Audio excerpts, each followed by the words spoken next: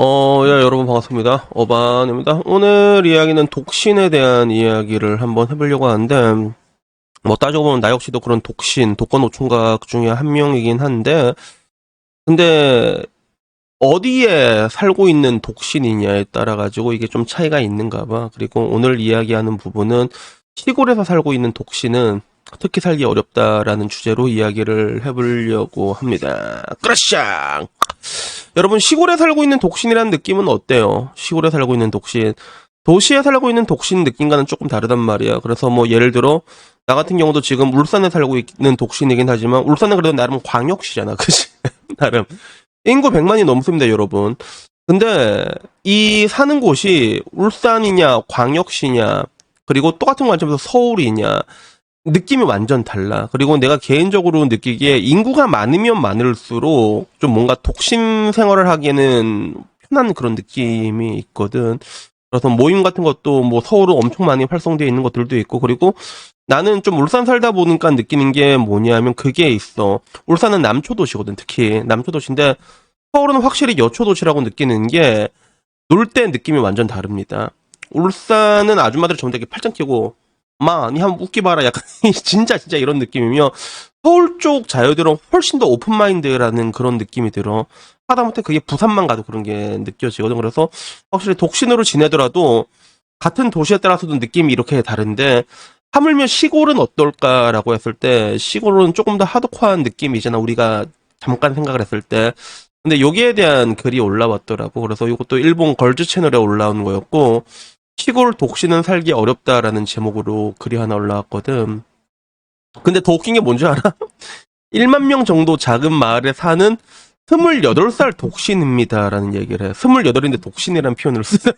난 이게 진짜 웃겨서. 야, 28살에 독신이라는 표현은 좀 잘 안 어울리지 않나라는 생각이 들었는데.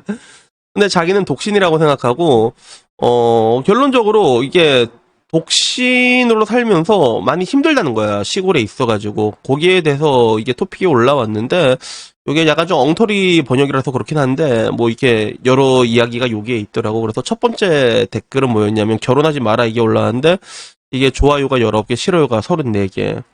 이런 류에 대한 이야기 올라오잖아. 결혼하지 마세요! 이러면, 일본 여초에서는 바로 비추 오질나게 막힙니다. 그래서 그게 왜 그럴까 생각해보면, 나도 좀 놀랬던 것 중에 하나인데, 결혼에 대해서 내가 일본 갔을 때도 일본 여자들을 만나거나 아니면 뭐 게스트하우스 이런 데 잘 모이잖아. 그럼 내가 뭐 장난삼아 그렇게 얘기하거든. 개콘와 진세는 5알이다. 결혼은 인생의 끝이다라고 얘기하면 전부 다 아니라고 얘기합니다. 일본 여자들은.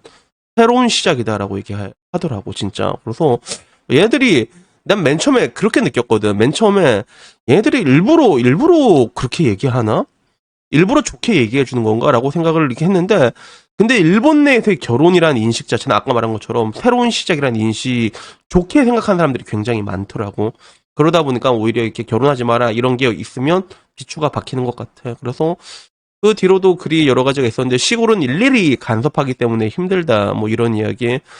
아무래도 좀 동네 자체가 좁다 보면 노친네들은 이게 말 많잖아. 근데 그게 일본도 마찬가지인 것 같더라고. 그래서 그런 게 힘들다라는 얘기도 있었고, 그리고 시골은 만남 자체가 없다. 그럴 수도 있겠지. 사람 자체가 좀 작다 보면 그런 얘기는 들었거든. 이게 얘가 누구 만나자 다 소문나가지고 만나면 결혼해야 된다고 이런 얘기가 진짜 옛날에는 있었어. 진짜 옛날에는 만날 사람이 많이 없기 때문에 쟤 누구 여자래요? 그러면 또 옛날에는 그런 거 엄청 보수적이잖아. 지금은 바로 시집가고 그런 느낌이 있었다고 하더라고. 그리고 시골과 도시는 정년기에 약간 차이가 있다라는 얘기가 있는데, 여기서 말하는 정년기의 차이라고 한다면 나이가 조금 더 어리다는 거지. 시골에서는 조금 더 결혼을 일찍 하려는 경향이 좀 도드라지게 나타나거든. 또 그런 것들이 있고, 그리고 결혼해도 아이가 없으면 희소희소 된다. 이 희소희소 된다는 건 약간 뒷담화 가까이인다라는 그런 어감으로 보면 될 것 같죠.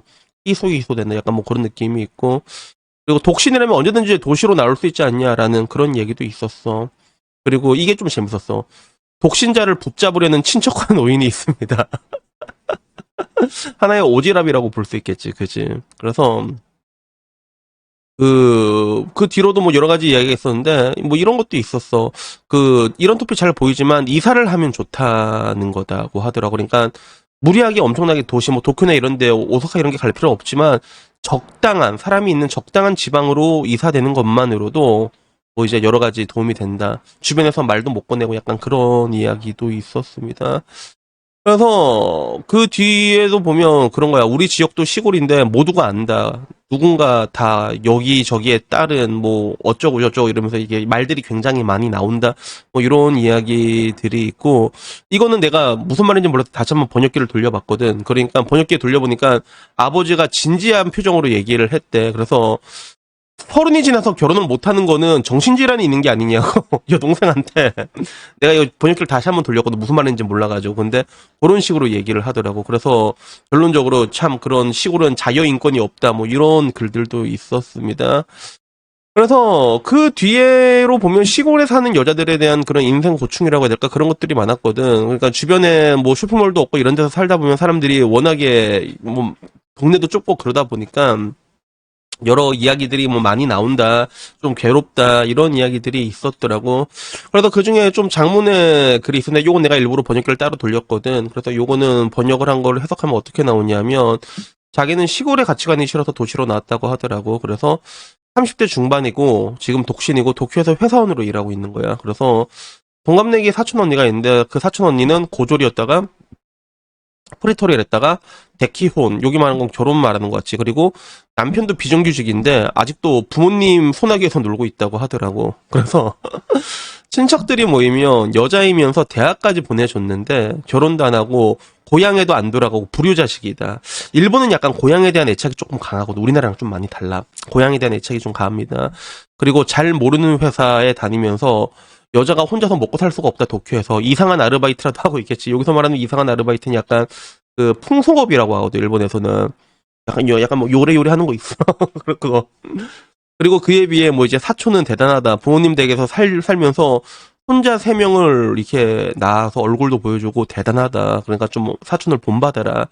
이런 이야기들을 막 한다는 그래서 정말로 가치관이 쇼와 시대는커녕 메이지 시대에 멈춰 있다고 하더라고. 그래서 쇼와 시대 이전이 메이지 시대거든. 그래서 메이지 시대면 한 100년 정도 전이라 보면 되지. 그래서 우리가 옛날에 나왔던 만화 중에 바람의 검심이라는 만화가 있었는데 그게 메이지 유신 때 이야기거든. 그러니까 그때 사고관에 멈춰 있다. 뭐 이런 이야기가 있어가지고 좀 많이 힘들다라는 시골의 독신은 좀 많이 힘들다라는 그런 것들 얘기를 많이 하거든. 근데 확실히 내가 느끼기에도 그런 게 좀 있는 것 같아요. 그래서 저 같은 경우도 좀 국제 결혼에 대해서 상담을 하신 분들 중에서는 상대적으로 시골에 있는 분들이 많아요. 시골에 있으면 말 그대로 여자를 볼 수가 없으니까. 그래서 뭐 국제 결혼을 어떻게 할까 하는 사람 중에서는 진짜 시골 분들이 많았던 것 같거든. 그래서 아무래도 인프라 차이가 굉장히 큰 것 같아요. 그리고 지금 보더라도 저랑 같은 독거 중에서 독거 노총각 형님이 계시잖아. 근데 독거형 같은 경우도 보면 뭐 7천만 원짜리 아파트에서 살고 계시긴 하는데 만약에 독거형이 또 서울에서 살고 있었더라면 또 느낌이 또 다르게 올 수가 있거든. 그래서 서울에 있는 독거형 중에서는 또 탈모 노총각이라고 또 있는데 탈모형이라고 있는데 탈모형은 라방 같은 거 하잖아요. 그러면 한 번씩 그 보면 라방 같은 거 내가 한번 슬쩍 들어가서 보면 아줌마들 많다니까. 아무래도 똑같이 독신이라도 서울에 살면 같은 서울 동네 사는 아줌마들 있고 한 번씩 만나는 것 같더라고 보니까 만나서 같이 술도 먹고 그런 것 같더라고. 그러니까 이것만 돼도 사람 외로움이 많이 해소되는 부분들이 있거든. 근데 아무래도 이런 측면에서 시골 같은 경우는 그냥 사람 자체가 없으니까 조금 더 힘든 게 있다. 뭐 그래서 그런 이야기가 있더라고. 그래서 뭐 여기에 대해서는 그런 것 같아. 여기에 대해서 그냥 뭐 도시로 나가면 뭐 깔끔하게 해결되지 않냐라고 얘기하는데. 근데 사실 또 그것도 쉽지가 않은 게 나도 지금 울산에 지내고 있잖아. 울산 지내고 있는데 내가 아는 사람들이 전부 다 울산에 있다 보니까 그냥 여기가 나도 제일 편하거든. 아무래도 사람은 자기가 있던 곳이 제일 편하다니까 단지 그 여자를 찾아가지고 서울로 간다는 게 그게 생각처럼 좀 쉽지는 않은 뭐 그런 느낌이 있는 것 같아요. 그래서 여튼 뭐 오늘 이야기는 일본 자유들 중에서 독신 이야기가 올라왔는데 좀 재밌는 포인트는 아까 말한 것처럼 28살인데 스스로를 독신이라고 얘기한 것도 되게 웃겼고 그리고 일본 같은 경우도 좀 약간 좀 남 뒷말 까는 거 있지. 놓친 애들. 그런 게 굉장히 좀 심하구나. 그래가지고 그런 게 싫어서 약간 도시 쪽으로 나가는 그런 사람들도 있구나. 뭐 이런 것들이 조금 재밌어가지고 오늘 이야기를 한번 해봤습니다.